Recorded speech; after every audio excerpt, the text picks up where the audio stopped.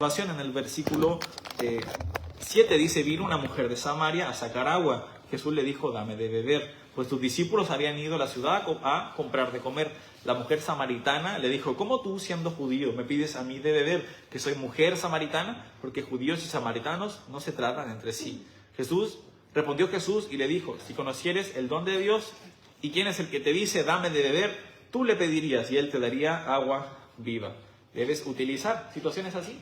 A lo mejor estás en una panadería y te dicen, aquí está el mejor pan. Y tú le puedes decir, ¿sabe cuál pan es aún mejor? El pan de vida. Y le puedes hablar de Jesús. Puedes utilizar las cosas que la Biblia nos muestra para poder hablar acerca de Jesús. Ahora, no es fácil, ¿eh? A veces tienes que leer tu Biblia para poder hacerlo, así que te animo a que la leas. Pero ocasiones así se presentan. Yo siempre cuento una anécdota que se la robé a hermano Juan, esa anécdota, porque él me la contó y dije, es el ejemplo perfecto, que él lo contó, creo que fue cuando estábamos teniendo evangelismo personal en instituto o algo así. Pero él nos comentaba de que fue a comprar materiales a San Cristóbal y que estaba detrás como de una señora que estaba esperando, no le habían podido pasar los materiales y hubo muchos problemas. Pero la señora dijo, no importa, total, para todo hay solución menos la muerte. Es una frase muy común.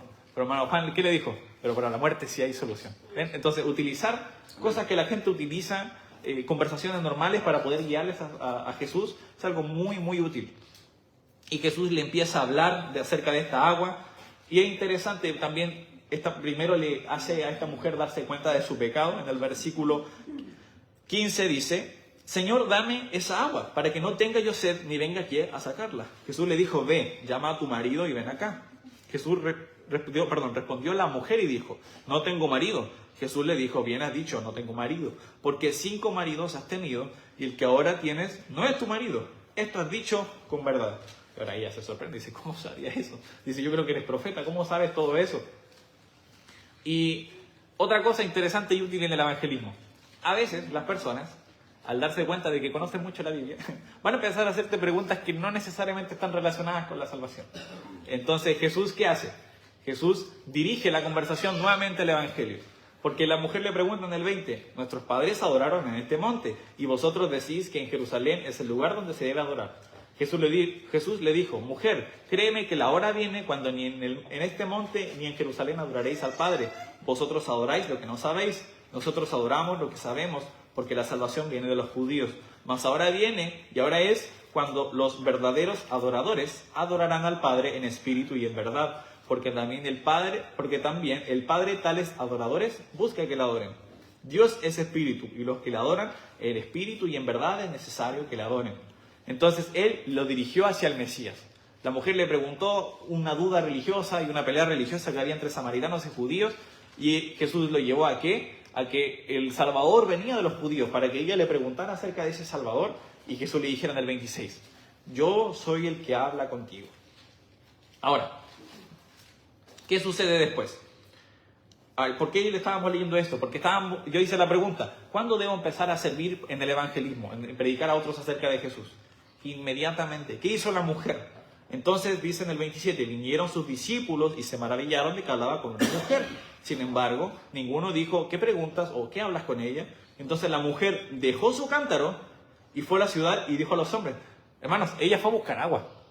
No fue a hablar con Jesús, fue a buscar agua. Pero era tan importante que dejó el agua y fue al pueblo porque era más importante hablarle de Jesús a los demás. Entonces dice en el 29, venid, ved a un hombre que me ha dicho todo cuanto he hecho. ¿No será este el Cristo? Entonces salieron de la ciudad y vinieron a él. Entre tanto los discípulos le rogaban diciendo, Rabí, come. Entonces les dijo, yo tengo una comida que comer que vosotros no sabíais. Entonces los discípulos decían unos a otros, ¿le habrá traído a alguien de comer? Me encanta esto de los discípulos, que Jesús muchas veces era bien alegórico en la manera en la que hablaba, usaba parábolas, etc. Y ellos eran personas muy del vulgo. Entonces como, ¿pero quién te trajo comida? Jesús estaba hablando de otro tipo de comida. Y en el 34 dice, mi comida es que haga la voluntad del que me envió y que acabe su obra. Entonces Jesús estaba haciendo la voluntad de su Padre, hablarle a otros acerca de lo que él había venido a hacer. Y él era el Cristo, el que venía a este mundo a morir por todos nosotros. Y entonces esta mujer escuchó la noticia, dejó el cántaro, fue a hablarle a otros, y en el 39 dice, y muchos de los samaritanos de aquella ciudad creyeron en él por la palabra de la mujer, que daba testimonio diciendo, me dijo todo lo que he hecho. Entonces vinieron los samaritanos a él y le rogaron que se quedase con ellos, y se quedó allí 2 días, y creyeron muchos más por la palabra de él. Y decían a la mujer, ya no creemos solamente por tu dicho, porque nosotros mismos hemos oído y sabemos que verdaderamente este es el Salvador del mundo, el Cristo. Entonces, tremendo desenlace. Tú a lo mejor puedes pensar, pero no soy experto en la Biblia, hermano, no me sé los versículos de memoria, no sé cómo podría yo hablarle a otro acerca de Jesús. La verdad es que no necesitas mucho para hablar a otro acerca de Jesús. Si tú has creído en el Evangelio, simplemente le puedes decir, mira, yo no soy un experto, pero solo sé que Jesús murió por tus pecados y que si tú crees en Él, puedes tener vida eterna. Sí, es simple. Como cuando Jesús sanó a un hombre ciego y le preguntaron quién te sanó y dijo, no sé, solo sé que antes era ciego y ahora puedo ver. Entonces, a veces es tan simple como eso. Y la mujer, sin duda, que no era una experta, porque tenía dudas como bien enrevesadas, pero aún así fue utilizada por Dios. Hay otro ejemplo que tenía en mis apuntes, rayos, y habla acerca de esta mujer que cuando Jesús estaba con un fariseo se hablaba de una mujer que era pecadora y que al ver a Jesús inmediatamente rompió un frasco de perfume en sus pies y lavó los pies con ese perfume. Quizás tú puedes pensar de que no eres digno de entrar a la presencia de Dios, que tú dices, no, Dios jamás querría que alguien como yo le sirva o le pueda estar sirviendo de alguna manera, pero para nada. De hecho, a Jesús le agradó que esa mujer hiciera eso. Y fue un acto que mostraba que esa mujer había creído en Él. Entonces ella creyó e inmediatamente tuvo el deseo de servir a Dios. Una vez leía que ese frasco a veces podía costar, frascos de perfume, podían llegar a costar hasta 1 año de salario.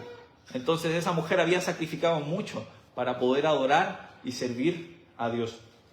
Acompáñenme por favor a 1 Corintios capítulo 6.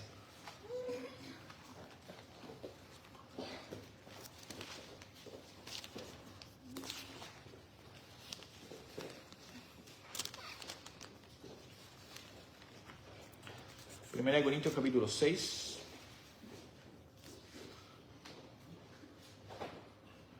Dice el versículo 10, vamos a leer desde el 18 hasta el 20. Dice, huid de la fornicación. Cualquier otro pecado que el hombre cometa está fuera del cuerpo, mas el que fornica contra su propio cuerpo peca.